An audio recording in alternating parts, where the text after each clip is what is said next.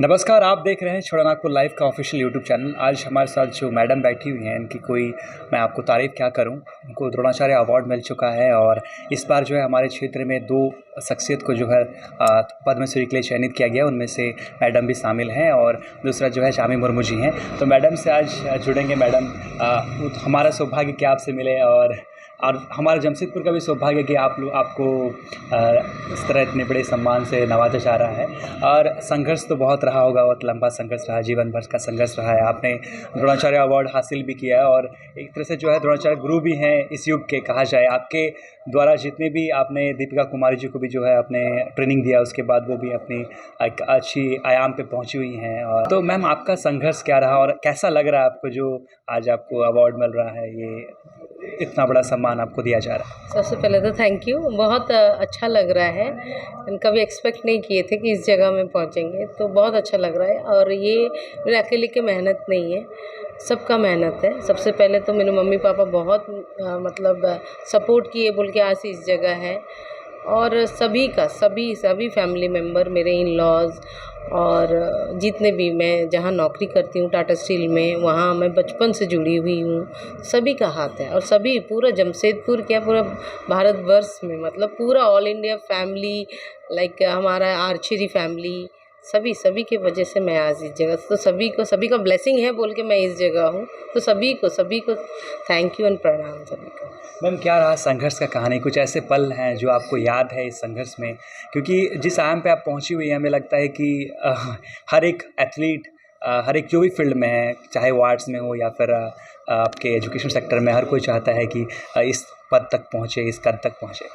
देखिए, ऐसे संघर्ष तो आते रहते सभी का। कोई भी पढ़ाई बोलिए, स्पोर्ट्स बोलिए, किसी भी चीज़ में संघर्ष तो आते हैं, पर आपको तो पार करके ही जाना पड़ेगा। तो मैं 11 साल की उम्र से आर्चरी शुरू की थी। बिरसा नगर की मैं रहने वाली थी। मेरे पापा टेल्को में जॉब करते थे।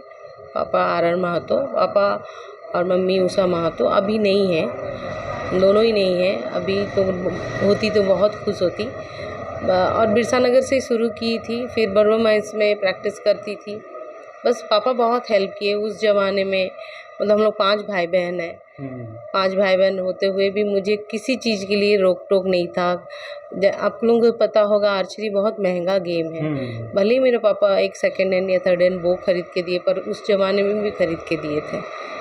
तो आर्चरी को ही, ये भी मेरा एक अगला सवाल रहता है कि मैम, आर्चरी कैसे आपने चुना? और आर्चरी को लेकर, क्योंकि जिस दौर पे आपने शुरू किया उस समय स्पोर्ट्स को लेकर हमें लगता है कि बहुत कम इन्फॉर्मेशन रहा होता।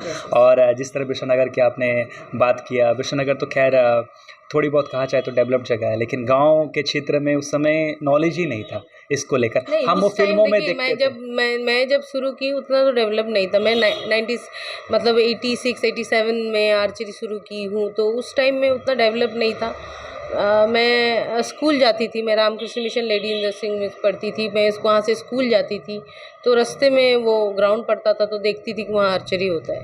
तो हमारे टाइम क्या होता था कि सब बच्चे लोग बाहर निकल के खेलते हैं। जैसे अभी स्कूल से आए तो घर ही में बैठ जाते हैं, उस टाइम ऐसे नहीं था। उस टाइम तो सब बाहर खेलते थे। तो बस मैं भी वहाँ जाके बैठे रहती थी। फिर एक दिन जाके हिम्मत करके पूछी कि मैं कर सकती हूँ? तो बोला हाँ, एकदम कर सकते हैं, क्यों नहीं कर सकते। हाथ-वाथ देखा, बोला हाँ सीधा है, कर सकते हो। दुबली-पतली थी, बट फिर बहुत मज़ा आने लगा। उसको जब किए ना, बहुत मज़ा। उस टाइम तो बैम्बू वो चलाते थे, उसमें ना साइट होता था, माचिस का तीली लगाते थे। फिर कहीं टूर्नामेंट, मतलब क्या, एम का जगह, मतलब बहुत ऊँचा एम लेना पड़ता था। फिर किसी के टेरेस में कोई कपड़े सूख रहे तो वहाँ एम लेते थे। तो ये बहुत इंटरेस्टिंग था और काफ़ी अच्छा लगता था। और मैं अपने मतलब उसके बाद वो ग्राउंड बंद हो गया किसी कारण के वजह। फिर मैं बर्मा माइंस जाती थी। तो बर्मा माइंस इतना जाके फिर आके फिर स्कूल कैसे जाऊँगी, क्योंकि स्कूल हमारा 11:30 शुरू हुआ करता था। तो मैं फिर पापा साइकिल खरीद के दिए, तो मैं सुबह 5 बजे उठ के बर्मा माइंस जाती थी, प्रैक्टिस करती थी, 9:30 बजे ख़त्म करके घर आती थी, तैयार होके फिर स्कूल जाती थी। तो वो जर्नी काफ़ी ये था एंड इंटरेस्टिंग था। मुझे मतलब था कि मुझे कुछ करना है। और मम्मी पापा को, मतलब मेरे को शौक था, मतलब उतने छोटे में नहीं, पर जब 9-10 पढ़ने लगा तो मुझे सब कार लेके जाता था। मुझे लगता था कि मैं भी मेरे मम्मी पापा को कार में बैठाऊँ। तो मतलब सबसे, हमेशा से एक बचपन से बड़ा सपना रहा है, हाँ, हाँ, हाँ, मैं, हाँ, फोर्स मिलता था आपको हाँ, कुछ हाँ, करने के हाँ, लिए। कि मुझे कुछ करना है। तो उसके बाद धीरे-धीरे जब अच्छा होते गया तो पापा भी सपोर्ट करते गए। पहले स्टेट में जीते, फिर नेशनल में जीते, मतलब 2-3 साल प्रैक्टिस करके मैं नेशनल चैंपियन बनी सब जूनियर में, फिर जूनियर, फिर सीनियर जब अच्छा किए 94 में मेरा नेशनल गेम्स में रिकॉर्ड है। मतलब मैं 6 का 6 गोल्ड मेडल ली थी। मैं बेस्ट प्लेयर वहाँ की हुई थी, प्लेयर ऑफ द मतलब सारे गेम में जो बेस्ट प्लेयर था उसमें मैं बेस्ट प्लेयर चुनी थी। और उसी की वजह से मुझे टाटा स्टील ने फिर जॉब ऑफर मिला। तब मैं 18 की भी नहीं हुई थी। फिर 18 साल होने के बाद मैं जॉब जॉइन की और बस ये कंटिन्यू चलते गया। और टाटा स्टील से बचपन से जुड़ी हूँ, क्योंकि मैं जहाँ खेलती थी वो क्लब जो था वो सपोर्ट करता था CDN-SW। एक क्लब हुआ करता, मतलब CDN-SW है ना, टाटा स्टील का ही था वो। सभी को जो ये कम्युनिटी डेवलपमेंट था, तो उसी कम्युनिटी में जो करते थे, मतलब सपोज हम लोग नेशनल जा रहे तो फेयर सब कुछ। तो मैं बचपन से टाटा स्टील से जुड़ी हूँ और पापा टेल्को में जॉब करते थे। पूरा फैमिली हमारा टाटा। और फिर एज ए कोच भी बनी मैं, टाटा आर्चरी एकेडमी की कोच बनी 2000 से। फिर तब से मैं इंडियन टीम की भी कोच हूँ। बस कंटिन्यू, हाँ बहुत सारे स्ट्रगल करना पड़ता। आफ्टर मैरिज इन लॉज बहुत सपोर्ट किए, हस्बैंड बहुत सपोर्टिव है, तभी जाके बच्चे लोग मतलब 2 मेरे बेटे हैं, एक बेटा एक बेटी है। बेटी तो अभी भी मतलब 9 ईयर्स की है, बेटा अभी 10th दे के 11th में है।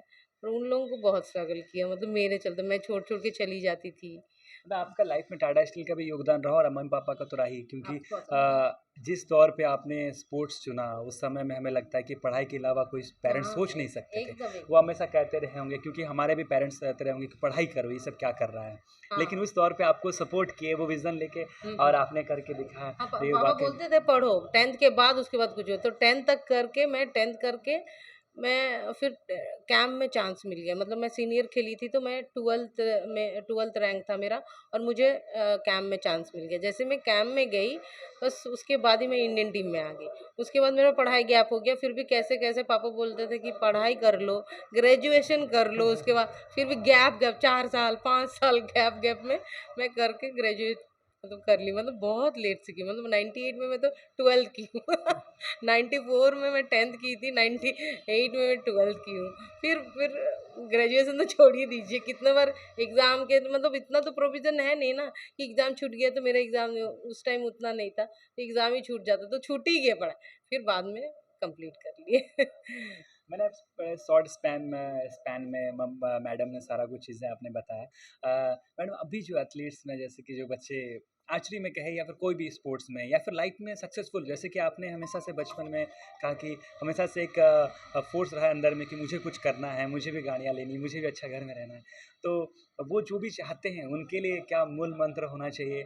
और अभी जो एथलीट्स में जाना चाहते हैं या फिर कुछ करना चाहते हैं उनको, क्योंकि मैं अभी देखिए, संसाधन हाँ। भी थोड़ा ज़्यादा हो गया है ऑफ कोर्स, और अभी देखिए, कंपटीशन भी ज़्यादा हो हाँ, गया उस हिसाब से। कंपटीशन भी बहुत ज़्यादा हो गया। पर मैं अपने आप में ही एक हमेशा चैलेंज देती थी, क्योंकि उस टाइम जैसे लेवल का ये था कि अपने आप में मैं चैलेंज देती थी कि जैसे मुझे आज इतने घंटे प्रैक्टिस करना है या मेरे को आज इतने एरो मारना है, आज मेरे को इतना स्कोर मारना है, ऐसे करके मैं अपने आप को मैं चैलेंज देती थी हमेशा। तो मतलब तभी जाके होता है। और सभी अभी का जनरेशन को तो सभी को बोलेंगे कि अभी तो बहुत सारे लाइन है, हुँ। मतलब डॉक्टर, इंजीनियर, स्पोर्ट्स में भी इतना अच्छा करियर आजकल है। उस टाइम तो कुछ भी नहीं था कुछ नहीं। हमारे टाइम। तो अभी तो बहुत अपॉर्चुनिटी है, बहुत जो लाइन चाहे उस लाइन में जा सकता है, लेकिन फोकस होना चाहिए कि हमको वो करना है। अगर आप 4 रास्ते लेके चलोगे तो कहीं नहीं पहुँचोगे। प्रॉब्लम मैम वही होता है हाँ, हाँ, कि कि अभी की बहुत यूथ जो सारा है देख रहे हैं, हाँ, कन्फ्यूज़न हाँ, बहुत ज़्यादा है। कन्फ्यूज़न बहुत ज़्यादा है, लेकिन ये वही कर लूँ कन्फ्यूज़, मैं, वो कर लूँ मैं, हाँ, वो भी कर सकता पर हूँ, ये भी एक कर सकता हूँ। टारगेट होना चाहिए कि मेरे को करना क्या है, पहले ये सोच ले, उसके बाद उसी लाइन में करें। साइड-साइड में होते रहे और जिसका स्पोर्ट्स में अच्छा हो रहा है, वो स्पोर्ट्स में चले जाए, पढ़ाई को साइड रखें। और जो पढ़ाई में बहुत अच्छे हैं, स्पोर्ट्स को एक साइड में रखें। तो स्पोर्ट्स करना सबको ज़रूरी है, क्योंकि इसमें अपना बॉडी भी फिट रहता है, मेंटली भी आप हेल्दी होते हैं। चैलेंज एक्सेप्ट कर सकते हैं हर जगह का, इसलिए। मैम आप तो गुरु रहे हैं, द्रोणाचार्य अवार्ड भी मिला, आप गुरु भी रहे हैं एथलीट्स में, और पेरेंटहुड भी आपने, ये लाइफ भी अभी चल रही है आपकी। आप एज़ ए पेरेंट्स प्रियम हाँ तो कैसी हैं? आप बहुत बच्चों को कूल। क्या आप बच्चों को क्या अपने बहुत बच्चों कूल को क्या कि देते सब हैं? बोलते कि डाँटती भी नहीं, कुछ भी नहीं करती, ऐसे ही कितने डाँटे हमने बच्चे अपने अपने लाइन खुद चुन लेंगे। मेरे पापा मुझे कभी ना डाँटे ना कुछ किए। मेरे पापा को तो हम बोले भी नहीं थे मैं आर्चरी करती हूँ, पता है? जब बाहर जाना पड़ा बर्मा माइंस में टूर्नामेंट तो जाना पड़ा, तो पापा को बोलना पड़ेगा कि पापा ही तो गाड़ी से लेके जाएँगे, नहीं तो कौन लेके जाएगा? फिर ऐसे ही तो उस ज़माने में हम लोग जब ऐसे कर लिए तो अभी तो बोलते हैं कि मेहनत सबसे ज़्यादा ज़रूरी है। आप जिस कोई फील्ड अगर हाँ, कोई भी फ़ील्ड में आप मेहनत करेंगे, तो आप ज़रूर सक्सेस होंगे। मेहनत से कभी शॉर्टकट तो एकदम नहीं होना चाहिए, शॉर्टकट नहीं, कि शॉर्टकट से कुछ चीज़ नहीं मिलता, शॉर्टकट से वो शॉर्टकट ही रहता है। मेहनत, मेहनत, मेहनत हम बच्चों को भी बताते हैं, प्रैक्टिस, प्रैक्टिस, जो ज़्यादा प्रैक्टिस करेगा, वो ज़्यादा अच्छा रिज़ल्ट करेगा। प्रैक्टिस, प्रैक्टिस या फिर मेहनत करो, पढ़ाई करो। आपको अगर पढ़ाई में अच्छा करना है, तो आप 8 घंटे, 9 घंटे पढ़ते हैं ना? हुँ। तो वैसे गेम भी है, हमारे बच्चे भी 8-9 घंटे प्रैक्टिस करते हैं, तो तभी आपके जाके बच्चे अभी किस फील्ड में हैं? अच्छा 8 बच्चे मतलब मेरे आर्चरी के बच्चे अच्छा, मेरे अच्छा। ही बच्चे हैं। आपके आपके आपके बेटा-बेटी। मेरा बेटा 11th में पढ़ रहा है और वो भी आर्चरी करता है, अच्छा, अच्छा। स्कूल टीम में है, आर्चरी करता है। मेरी बेटी भी आर्चरी करती है, 9 साल की है, आर्चरी भी करती है, हॉर्स राइडिंग भी करती है।